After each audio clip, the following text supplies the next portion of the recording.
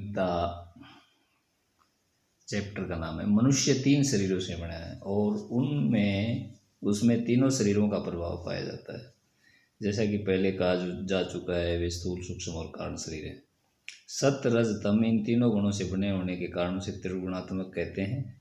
सामान्यतः तीनों गुण शरीर में सदैव पाए जाते हैं, परंतु उनकी विशेषता, स्वभाव का और प्रभाव का निर्धारण किसी एक गुण की प्रमुखता द्वारा होता है, इसलिए उनके नाम भी भिन्न भिन्न हो जाते हैं।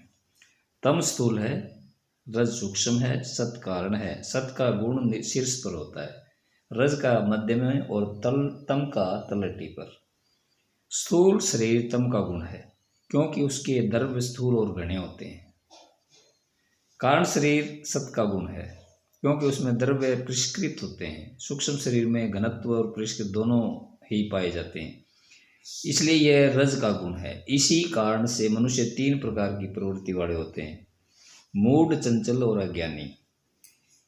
शरीर के ऊपर ध्यान दें। प्रवृत्ति शरीर की पूजा करने वाले, गाफिल, असावधान या आलसी व्यक्तियों को मूढ़ कहते हैं। शरीर के पुजारियों के यद्यपि शरीर तो होते हैं, परंतु वे इसके बारे में कुछ नहीं जानते हैं। जो शरीर परक है, अपना ध्यान सदा शरीर पर ही रखता है, वह केवल चैतन्य धरातल का ही कार्यकलाप करता है। चैतन्य अवस्था में ध्यान केवल शरीर पर ही रहता है, हालांकि वह शरीर का प्रयोजन नहीं समझता। इस पार्थक्य बोध पृथक अस्तित्व के कारण ही वह मूढ़ है।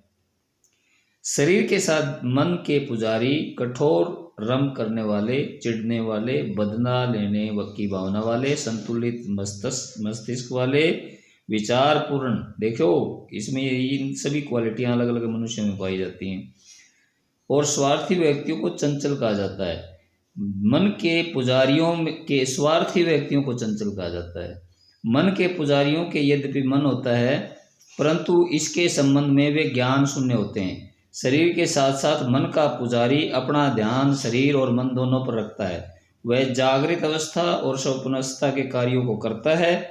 उसका ध्यान शरीर और मन पर क्रम से जागृत और स्वप्न अवस्थाओं में रहता है। यद्यपि वह मन का प्रयोजन वास्तविक अर्थ में नहीं समझता, यह उसकी स्थिति होती है। वह मन के संयोगों को नहीं समझता और न तो उस पर उसका नियंत्रण होता है, इसलिए वह बेचैन, चंचल और विक्षुब्ध रहता है। तीसरा होता है शरीर और मन के साथ आत्मा के पुजारी, न्यायी, निस्वार्थी, अहिंसक।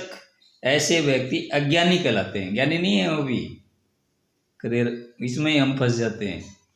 आत्मा के पुजारियों को यद्यपि शरीर और मन की आवश्यकताओं के बारे में कुछ ज्ञान तो होता है, परंतु आत्मा रखते हुए और शांति एवं आनंद की कामना करते हुए भी वे आत्मा की असलियत नहीं जानते।